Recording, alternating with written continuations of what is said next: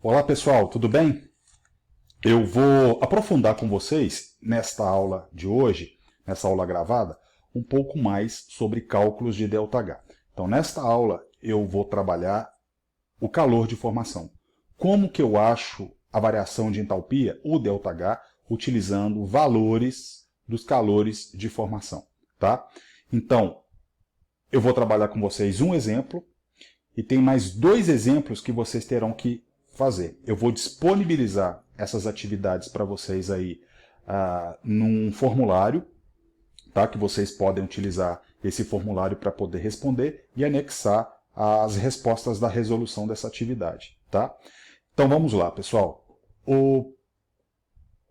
Primeira coisa que a gente tem que observar é que todas as vezes que eu fornecer para vocês os calores de formação de uma substância, desta maneira aqui, os calores de formação de algumas substâncias nos seus estados padrão, ou entalpia padrão de formação, por assim dizer, tá? Vocês terão que utilizar esses valores aqui e aplicar esses valores na variação de entalpia. Então não é necessário vocês decorarem, vocês memorizarem esses valores. Simplesmente vocês terão que utilizar esses valores para usar a expressão matemática do ΔH. Qual expressão do ΔH que vai ser utilizada? Esta daqui, ó. Então lembrem que todas as vezes que vocês estiverem calculando uma variação de algo, variação de entalpia, por exemplo, eu tenho que utilizar o meu estágio final menos o estágio inicial. Então, a entalpia final, no caso, eu vou chamar de entalpia do produto.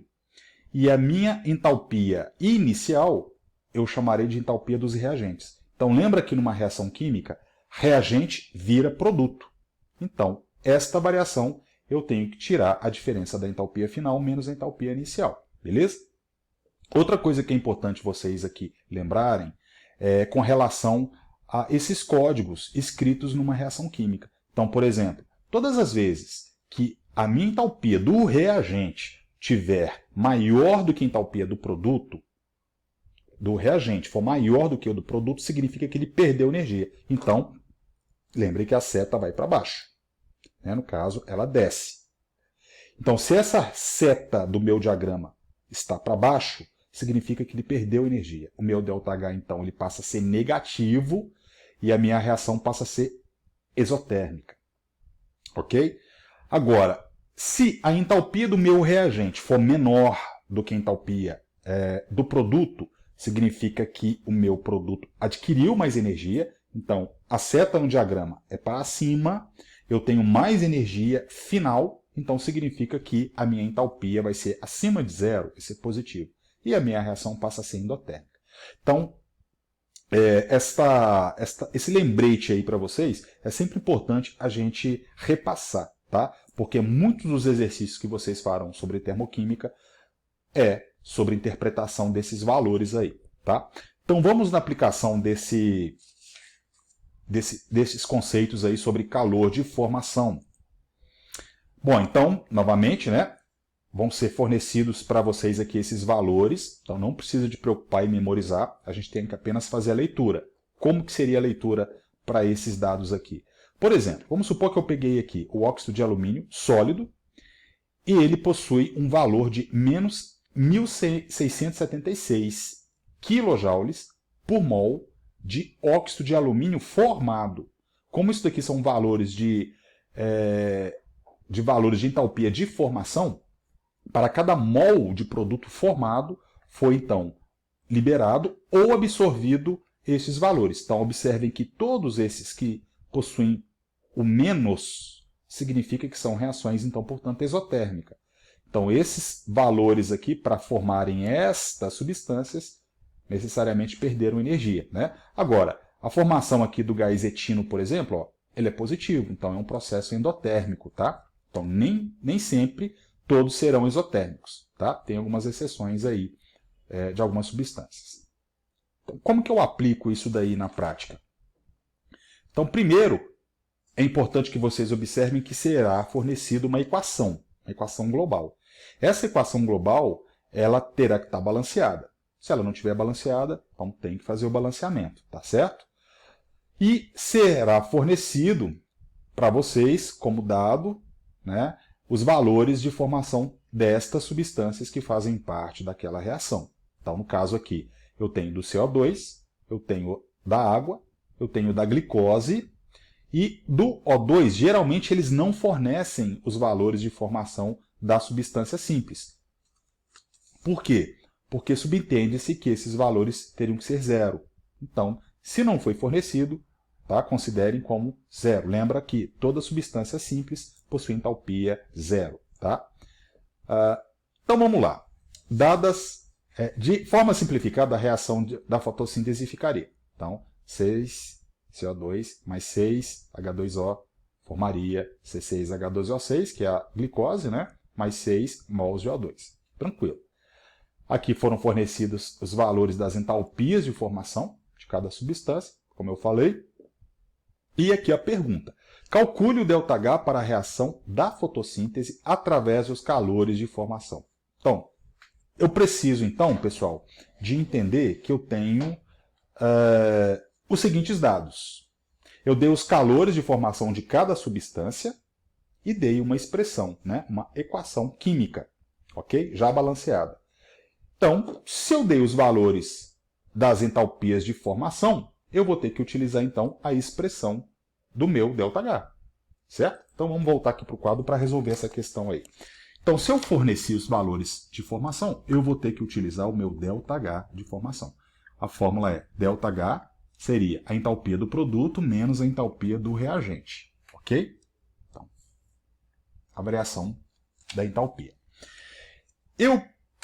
Primeiro, vamos escrever então a reação aqui só para a gente observar o que acontece. 6CO2 mais 6H2O, produzimos C6H12O6 mais 6O2. Então é uma equação simplificada da fotossíntese, já balanceada, tá?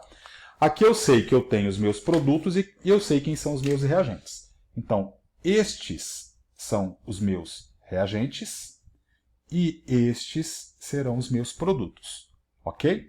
Então, basta eu somar a entalpia dos produtos e tirar da somatória da entalpia dos reagentes. Então, a somatória da entalpia dos produtos menos a somatória da entalpia dos reagentes. Então, é tranquilo, aí é só expressão matemática, né?